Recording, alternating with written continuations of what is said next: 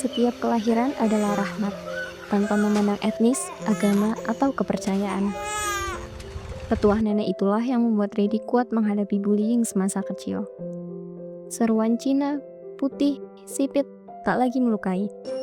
Karena ia diajarkan bahwa menjadi minoritas bukanlah perbuatan tercela. Reddy tumbuh di keluarga Tionghoa yang menerima keberagaman. Perkawinan lintas suku dan agama adalah hal biasa, dari Jawa Muslim hingga Hindu Bali. Keyakinan keluarga pun berwarna, Konghucu, Buddha, Katolik, hingga Islam.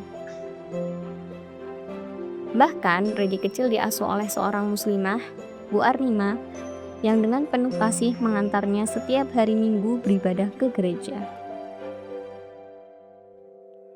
Sejak remaja, Reddy aktif berorganisasi. Di bangku SMA, Reddy merantau ke Jember dan semakin aktif berorganisasi.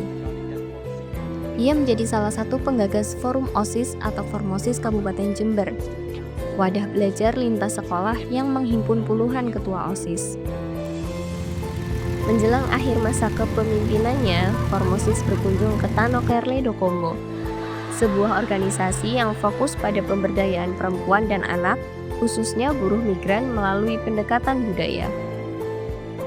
Kunjungan itu mempertemukan Reddy dengan Direktur Tanoker, Farha Cici, dan pasangannya Supo Raharjo. Pertemuan singkat itu membekas kuat. Untuk pertama kalinya, Reddy merasakan penerimaan penuh dari sosok feminis muslim yang sangat berbeda latar belakang dengannya. Selepas SMA, Reddy sempat bekerja di Bali. Namun, tak lama kemudian, ia kembali diminta mendampingi Formosis dalam kunjungan lanjutan ke Tanoker. Pertemuan kedua itulah yang membuka jalan baru. Ia menerima tawaran untuk mengelola program kampung belajar. Di Tanoker, Reddy merasa diterima apa adanya dan menemukan ruang aman untuk bertumbuh. Selama 3 tahun mendampingi komunitas, ia berjumpa dengan banyak anak buruh migran yang menjadi yatim piatu sosial. Memiliki orang tua, namun tidak tumbuh dalam pengasuhan mereka. Dari pengalaman itu, Reddy menyadari bahwa pengasuhan adalah persoalan bersama. Dan sejak saat itu, ia meneguhkan komitmennya untuk bergerak di isu kemanusiaan. Komitmen Reddy membawanya pada kegiatan Youth Ambassador for Diversity yang diselenggarakan Search for Common Ground dan Aman Indonesia di Yogyakarta. Melalui rekomendasi Tanoker, Reddy mengikuti pelatihan 2 hari dan mempertemukannya dengan banyak aktivis perempuan lainnya, seperti Ruby Khalifah, founder dan country representative Aman Indonesia. Ia juga mengenal Sulis dari Gerakan Peduli Perempuan atau GPP Jember, dan Misiah, aktivis perempuan senior. Perjumpaan demi perjumpaan memberikan inspirasi dan memperluas cara pandang Reddy, serta membuat langkahnya semakin mantap menekuni jalan di gerakan perdamaian. Dari pelatihan tersebut, lahir inisiatif gerakan anak muda bernama Peace Leader Indonesia, organisasi kelompok muda yang menyuarakan perdamaian dan kesetaraan gender.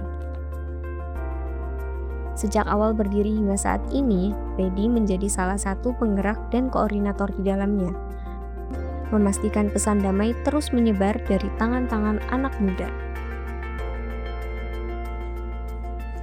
Peace Leader Indonesia menjadi titik balik bagi Reddy. Ia semakin memahami bahwa membangun perdamaian membutuhkan suara anak muda.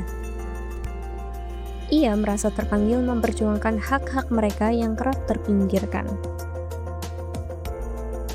Berbeda dari forum lintas iman lainnya yang bernuansa formal, Peace Leader menghadirkan pendekatan kreatif dan dekat dengan keseharian kelompok muda. Dari sekolah hingga coffee shop, dari masjid hingga gereja, Peace Leader membuka ruang perjumpaan bagi kelompok muda untuk mengenal dan merayakan keberagaman. Aksi sederhana meruntuhkan tembok prasangka terhadap kelompok berbeda.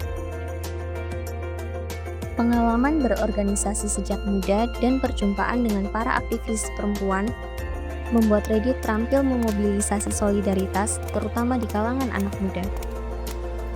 Meski tantangan konsistensi membuat para penggerak datang dan pergi silih berganti, tak menyurutkan tekad Reddy digerakkan. Banyak kegiatan Peace Leader berjalan tanpa dana besar karena jaringan komunitas saling membantu. Bagi Reddy, kerja-kerja damai selalu kembali dalam bentuk dukungan. Ia kerap menjadi narasumber secara sukarela, dan ketika membutuhkan ruang kegiatan, para mitra dengan senang hati membuka fasilitas secara gratis. Sikap saling bantu ini menguatkan gerakan, sejalan dengan semangat gotong royong yang mengakar dalam masyarakat sipil Indonesia. Lebih dari 10 tahun menggerakkan Peace Leader Indonesia, perjuangan Reddy akhirnya mendapat pengakuan. Pada 2021, ia dianugerahi penghargaan Pemuda Pelopor Pancasila oleh Gubernur Jawa Timur.